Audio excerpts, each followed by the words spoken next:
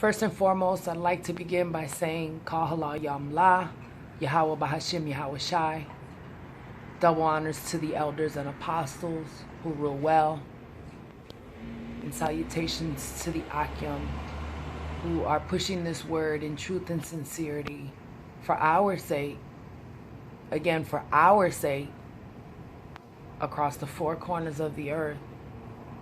And salutations to the Aqua who are listening and learning, and for whom these videos are meant. So lately, a couple women have been coming up and making videos. One is Madam Logic Bum, and the other is a young lady named Masso. And I watched their videos, I stomached their videos, and I'm listening to what they're saying, and both have clearly stated that they know nothing about scriptures, but yet they continue to talk and try to teach about scriptures. One just sounds crazy, and the other is just contradictory. Everything that comes out of her mouth, she winds up contradicting. And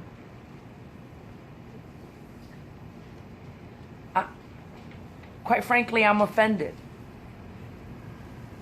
And this video isn't because the Akyam and the elders and the apostles can't defend themselves or do what it is that they're doing, which is prophesying, which is what is that they were commanded to do.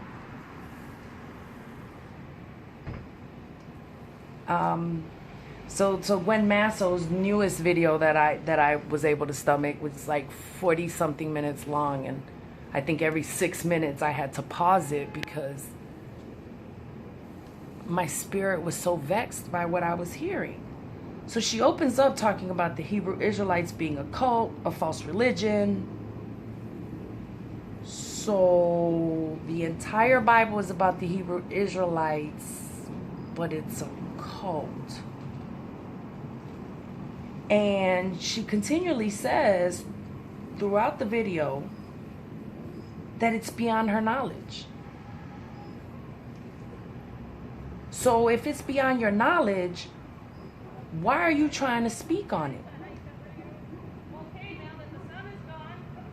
Then she talks about how she's hearing the audible voice of the Most High. And the whole time she's calling him God. She doesn't even know the name. What's the scripture that says, what is the Father's name and what is the Son's name, if thou can tell? Salakia, I didn't pull it prior, so I don't know the scripture. I'll get it for you all. But again, she's talking about how things are beyond her knowledge, but yet she's hearing the audible voice of Yahweh, and he's telling her all these things, and namely telling her that the men of GMS are never going to heal anyone, are never going to heal the sick, that people are never going to see them have the power to heal anyone. It's funny how Jake always needs a sign. Is that 1 Corinthians 22, 1 Corinthians 1:22? For the Jews require a sign, and the Greeks seek after wisdom. So here she goes. She needs a sign. She needs a sign. Then she jumps from that to talking about not bragging about titles, being a prophet or a pastor or an evangelist or a preacher. Well, let's talk about titles. Let's talk about titles because they're all throughout the Bible. I don't know what Bible she's reading, but there's priests, disciples, all kinds of titles in the Bible. But her title, really, truly, if we pull up Sirach 26 and 25, we know what her title is. Because right now, she's talking out the side of her face. She doesn't understand the scripture. She's trying to break down meat scriptures when she doesn't even know the milk scriptures. Sirach 26:25. A shameless woman shall be counted as a dog, but she that is shamefaced will fear the Lord. And why is she shameless? Because she's acting so boldly. She's acting so boldly and going against the men of the Lord, when in fact she says she's a soldier of God. She's a soldier of God. If you're a soldier of God, then you would sit back and relax. Then you would sit back and relax and learn in silence. It's obvious she doesn't have a husband to teach her. But 1 Timothy 2:11. Let the woman learn in silence with all subjection. But I suffer not a woman to teach, nor to usurp authority over the man, but to be in silence. So it's apparent that she doesn't have a husband to subject to, but she does need to be subjecting to the Most High. And the Most High tells you here, by way of Paul,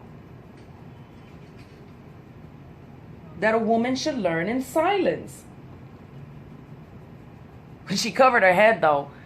I guess after the Akim tore her up and burned her and cut her the first time, she did wind up covering her head for this video. So she, right then and there, she contradicted herself. You know so much, but then you turned around and did something because you knew you were cut.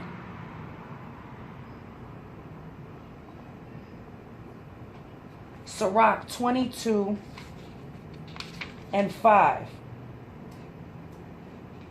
She that is bold dishonoreth both her father and her husband, but they both shall despise her. Bold in the etymology dictionary.